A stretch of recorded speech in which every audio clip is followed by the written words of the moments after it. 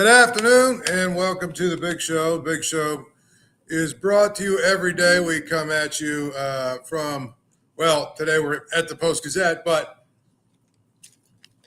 we come at you every day at 5 o'clock from somewhere, and we try and basically break down the day in sports, try and figure out what the storylines are, try and figure out exactly what is going on with your Pittsburgh Steelers, Penguins, Pirates, etc. We're going to get to the Steelers. Obviously, Cam Heyward and company basically say that they had a bad day at the office. They know they did, but they're going to have a better day at the office this week. That redemption Sunday begins. And, of course, we're going to talk about all that kind of stuff. But one of the stories that is really interesting right now, if you are following anything, and I feel like, generally we start with the Steelers and we talk about the Steelers, and we're going to get to the Steelers is shortly here. But to me, it's one of the biggest stories that is going on right now, and it involves Sidney Crosby. Sidney Crosby's agent, Pat Brisson, they had a media availability for national hockey writers, and Crosby was there, and Pierre LeBrun, who's one of the biggest names in hockey media, basically said he wrote a story, and basically Pat Brisson, who is Crosby's agent, said it's a possibility that Sidney Crosby could want to be traded or could be traded. And then he says, that basically it's one of these situations where Sidney Crosby should be in the playoffs. He wants to play in the playoffs. He knows he only has a few more years. So now you look at it and you kind of just say, well, I still don't believe that Sidney Crosby wants to be traded. I know that he obviously is a competitor. I know that he wants to win. I know that he is a guy who would love to have another Stanley Cup. I know all that stuff. But I also know this, and I think this is probably the most important thing. He is a guy who's fiercely loyal to the Penguins. He is a guy who probably doesn't want to go anywhere else. He's somebody who probably is now in a place where he says that, hey, my legacy is secure. I've won multiple Stanley Cups. I've won multiple championships. I've done everything I need to do in my career. And you know what? I've done it all for the Penguins.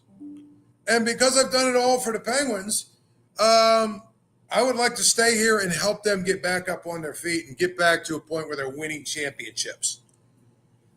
That's what I would like to do. And I think that's probably a possibility. But here's what lends a little bit credibility to me, the fact that maybe Sidney Crosby is actually talking about wanting to be traded. And that is, there's not really a leverage play here for Pat Brisson. Sidney Crosby just got a new deal. It's not like he's leveraging for a new contract. He just got a new contract. It's not like he's looking for more money. It's not like he's looking for more years. He just signed a new contract. And, it's exactly what he wanted in terms of the money. So this isn't a power play where the agent is just sort of throwing something out there and hoping that he's able to leverage this, the Penguins into doing something that he wants them to do. Because again, I think if you look at the situation, there really isn't much leverage here. Now, Joe Starkey wrote a column today, though, that was pretty good, where he talked about maybe, he's trying to, leverage, throw around his weight a little bit to be able to, help Mary Lemieux get back involved in the ownership again. But I don't think that's a part of the equation. I think, Mary Lemieux obviously is going to be a part of whatever happens as soon as, the Fenway Sports Group is no longer involved, because Mary Lemieux obviously had a falling out with them. And so whoever's next, I'm assuming, is going to be smart enough to reach out to Mary Lemieux and be a part of, grabbing him and bringing him into the mix again. So I'm just not sure what exactly the leverage would be, and therefore it lends me to believe that maybe on some level Sidney Crosby actually is looking to be traded, that maybe he would like to go finish his career somewhere else. Again, I've said it before, this town is obsessed with one helmet guys, and I get it, but Sidney Crosby's earned the right to do whatever he wants to do. I mean, you could make a very strong argument that he saved the Penguins and kept the Penguins here. You can make a very strong argument that he put the Penguins on his back in some ways and carried them to three Stanley Cups, got there a fourth time, numerous playoff wins in the whole 9 yards. So it feels to me like this is one of those stories where I just kind of believe that it is going to be something to monitor, something to watch, something to sort of keep your eye on. Because here's the thing, if the Penguins get off to a bad start, it won't shock me if they go full, both feet in and try to go full rebuild. They've sort of done it.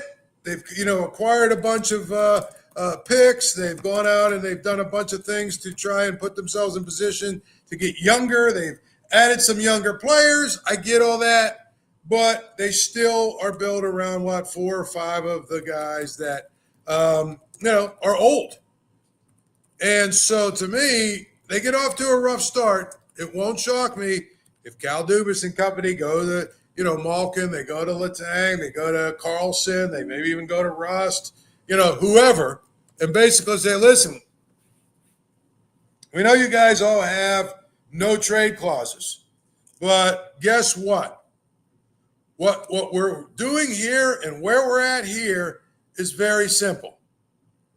We're trying to, rebuild. This team isn't competitive. We'd like you to, give us a couple of teams that you'd be okay. It's just one of the thing is, it's just one of those things where I say, it's something to monitor. Because if they get a couple of those guys to agree, hey, we are not going to, we're going to waive our no trade clause on some level, then all of a sudden I think it becomes a lot more attractive for a guy like Sidney Crosby to say, okay, you know what, I've given this franchise everything I can give them. I've given it everything I've got. I've done everything I can do to make this franchise, what it is. I only got a few years left. I'd like to play for a contender. So if you're telling me that you're sending a couple of these other guys elsewhere, then maybe it's time for me to go somewhere else as well. And for people that get worked up about, well, he's a legend, you can't trade him and all this other stuff. I mean, Joe Montana, Wayne Gretzky, even Mark Messier, Peyton Manning. Go down the list of guys who were all-timers that actually were traded or sent somewhere else. It happens. And so it's not all that big of a deal in my mind if it is a situation where he gets traded to go somewhere else where he has a chance to win. Again, his legacy here is secure. His legacy as a player is secure. So that it's not like he needs to go somewhere else to win, but these guys are all competitors and they want to win. And that's where I tell you, this is a guy who's the ultimate competitor and wants to win. And, and wants to have an opportunity to win again. Game's always on at Archie's. Get down to Archie's on Carson Street. Archie's, home of 80-cent wings. Monday through Thursday, home of the Paul Zeise grilled cheese sandwich. Get down to Archie's, and when you're there, tell Archie I said hello, and hopefully tell them I sent you, and hopefully you'll have a good time and want to go back. And again, Archie's now open on Sundays for all the NFL games. So get down to Archie's and enjoy a great time and a great meal. And obviously, great friends and all that other good stuff. So get down to Archie's. Tell them I sent you. Okay, back to the Steelers now. Cam Heyward, who, if you're going to start to point the finger at, who is it on the Steelers defense that didn't bring the goods on Sunday? Well, he was one of them. Didn't play very well. Doesn't mean that it's, all his fault, but clearly he's one of your best players. Clearly he's a guy who is, somebody that you would think is supposed to step up and make a play. And clearly somebody who the Steelers are relying on to be one of their best players. And again, I would say this again, it's so important to note that you have to be a little bit cautious when you overreact to one game. You just can't. And I think that's the thing about it is they didn't play well at all. Did not play well at all, the defense. And I think that's what we would say in many, many ways. It just is one of those situations where you have to really make sure you don't overreact. However, the Steelers defense did not play well on Sunday. And I think that the most alarming thing, it's not necessarily that they just didn't, fit. It's not that, one of these things where they, missed assignments and things.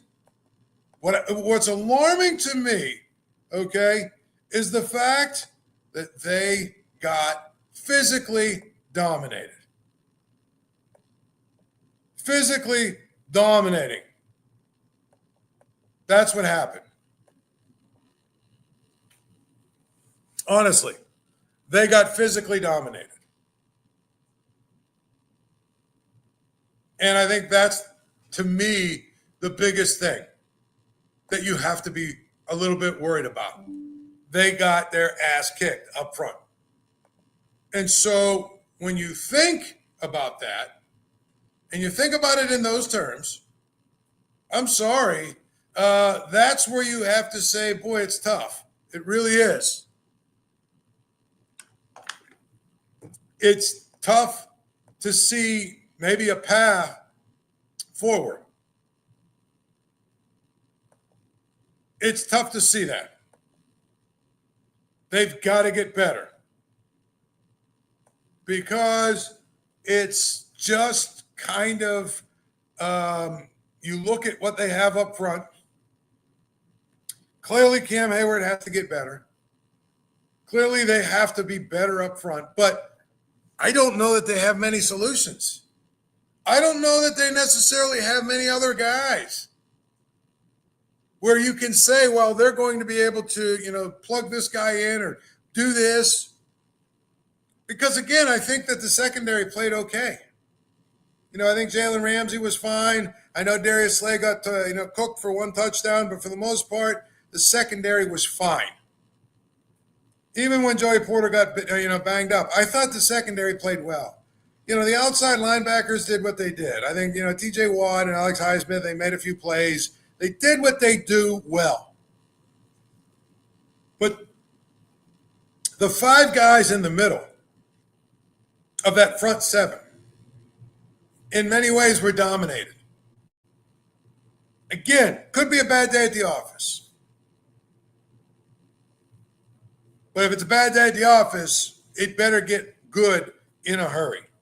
And I think, Cam Heyward says the redemption tour or whatever he calls it. And, basically, they're going to redeem themselves. And that's good. I love it. You know what I hate about the Steelers right now? And I've just hated it for a long time. They talk too much for a team that never wins in the playoffs anymore. They talk too much. They don't need to talk. Don't tell us how great you are, what you're doing, or any of that stuff. Just go make plays. And then next week, go make plays. And the week after that, go make plays. Just go make plays. I'm tired of this defense, and I'm tired of this team. And all these guys have something to say, and they talk all the time. And it's like, what are you talking for? You know, they still have this idea, okay? They still have this idea that they're the big bad Steelers that everybody fears. Nobody fears them. Period. It's just one of those things where they are no longer the Steelers of old. They're no longer the Steelers team who goes out, and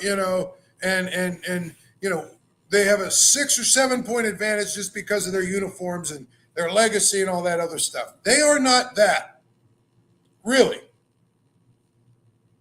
They are not that. And that's where I would tell you, some of these people are just, delusional. I'm talking about some of these players.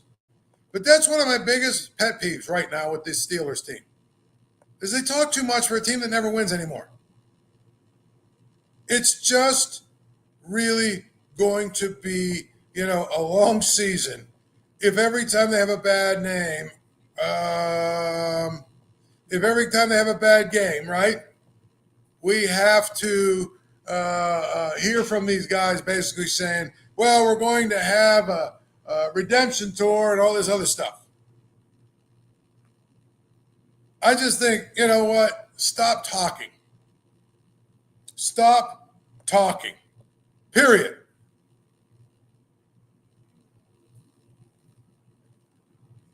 And then we just have to look at it from their standpoint. They've got to be better. Got to be better. They've got to make plays. And they've got to go out and do the things they've been talking about for 3 years or 4 years. You've been talking about being an elite defense for 3 or 4 years. You're not. And I think that is just going to be my problem with this team. Just go. Just go play. Right? And go make plays. And be better than you've been. And be an elite defense by making elite plays. Be an elite defense by being a defense that nobody can score on. Be an elite defense by being the defense that goes out there and, whips the other team, especially up front. That's what I want to see. I don't want to hear anymore from these guys.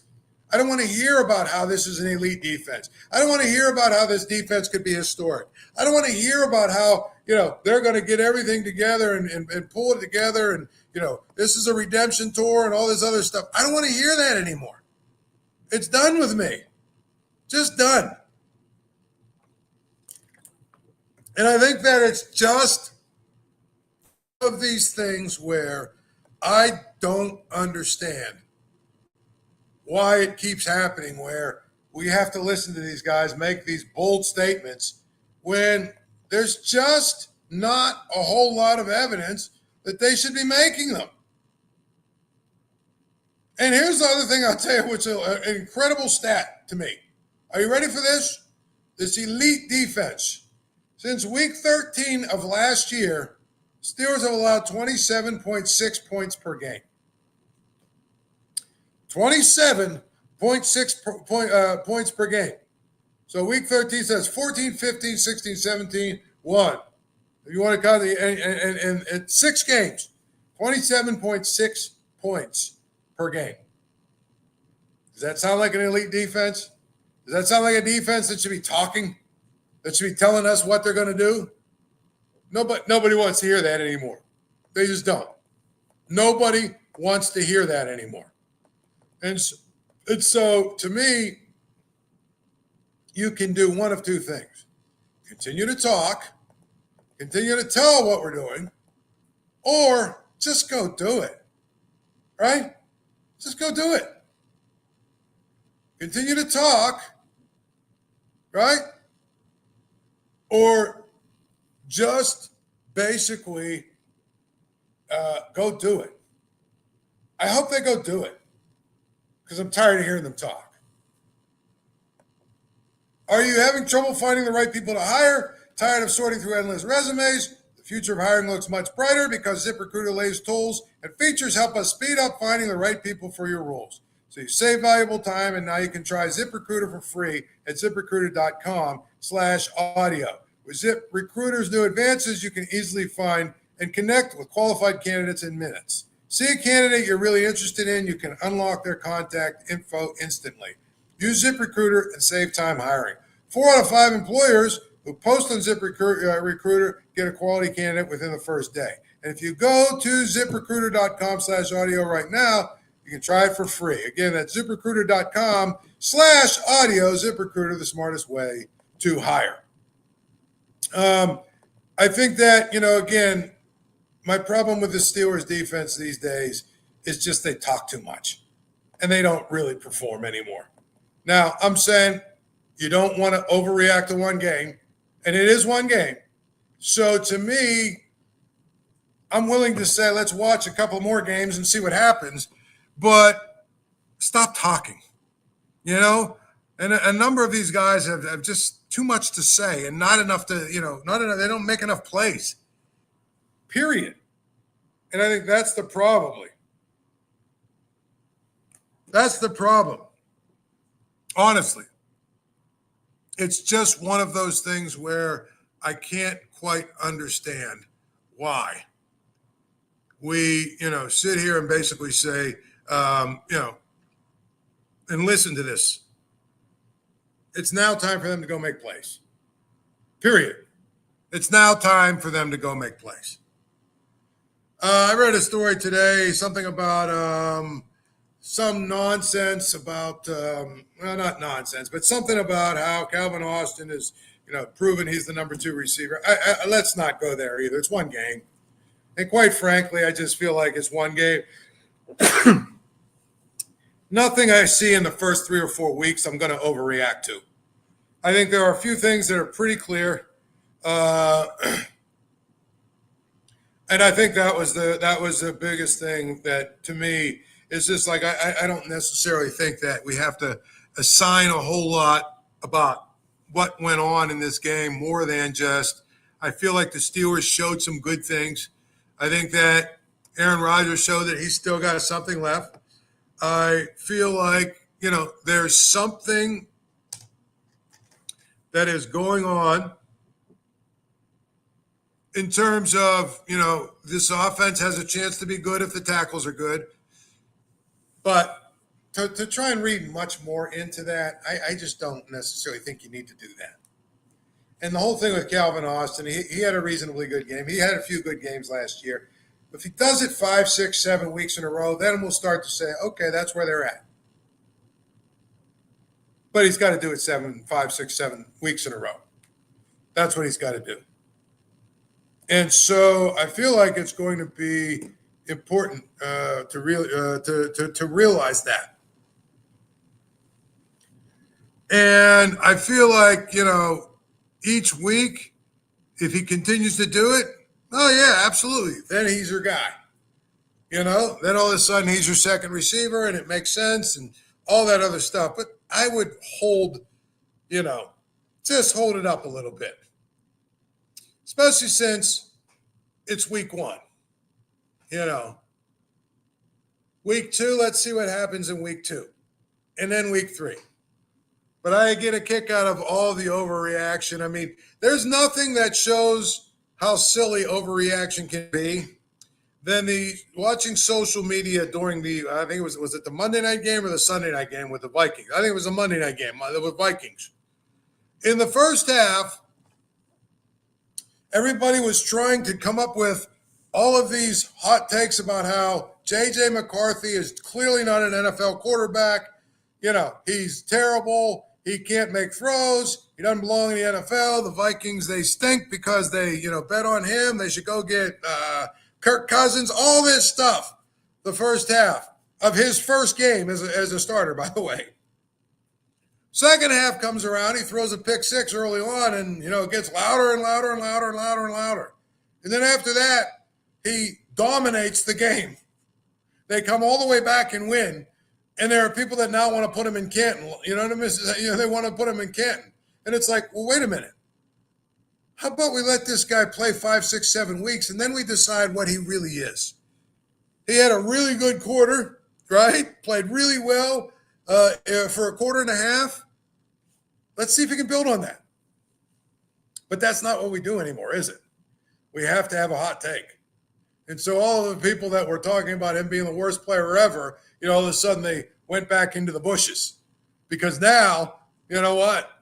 He might actually be pretty good. Anyway, download the Game Time app. The Game Time app is basically your ticket to getting tickets to many kinds of sporting events, many different concerts, many different venues. You can get last-minute tickets. You can get late tickets. You can get tickets early. And the best part about the Game Time app, it gives you 3 really important things. Value, because they always have the best prices. Ease, because it's very user-friendly. And social payoff, because whatever you're buying, you're going to have a great life experience. So you want to go get the Game Time app, download it, download the Game Time app, use the code PG Sports for $20 off on your first purchase. And that's how it is. Fees are included. When you look at the ticket prices, fees are included. That means you see a ticket for $50. Okay, $50. When you go to checkout, the ticket is still $50. There's no fees. You go to some of these other apps, you get a ticket for $50 and you go to checkout and it goes $80, $75, whatever, because they add fees. The fees are included. There's all kinds of features as well that the Game Time app has. You have all kinds of different ability to see the seats you're buying because they've got the seat views, the panoramic view from whatever seat you're going to pick. You can basically say, hey, I'm going to save a few extra dollars by picking a section, and they'll give you a seat in that section, and you can save a few dollars that way. Lowest price guaranteed, you get 110% of the difference if you find the same ticket somewhere else. So go to Game Time app. It's Game Time, one word, G-A-M-E, Game Time. Go to the Game Time app, download it. Use the promo code PG Sports, and you'll get $20 off your first purchase. Again, we're talking about the Steelers a little bit and basically trying to come to some sort of conclusion as to what Sunday's game meant against the Jets. I think what Sunday's game meant is something very simple. And that is that there is not going to be an overreaction from me as to what happened there. They beat the Jets. They played well at times, not so well at other times. Their defense needs to get better. Their offense has some work to do, especially in the run game. Now let's see if they can build on it and do it against Seattle. And, if you look at their schedule, it seems to set up for them to start the season 3-1, 4-1, and then we'll go from there. But to me, I think it's really important not to overreact. And I would say even the same thing about the defense. My issue with the defense is you don't talk. Stop talking, all of you. Stop telling us what you're going to do. Stop telling us, that this is going to be a redemption tour and all this other good stuff. Stop talking.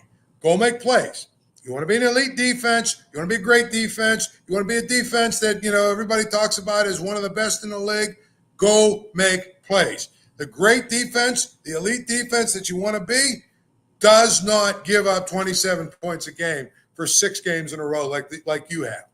Doesn't give up, what is it? I think they've averaged, 33, 34 points a game in the last 5 or 6 playoff games or whatever it's been. Elite defenses don't do that.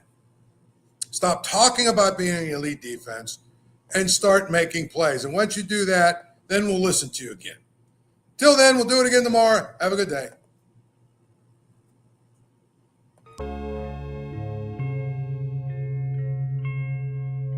Thank you for checking out this content from Post-Gazette Sports. If you watch this video on YouTube, please like the video and subscribe to our channel. For all of the sports coverage the Post-Gazette has to offer, visit post-gazette.com.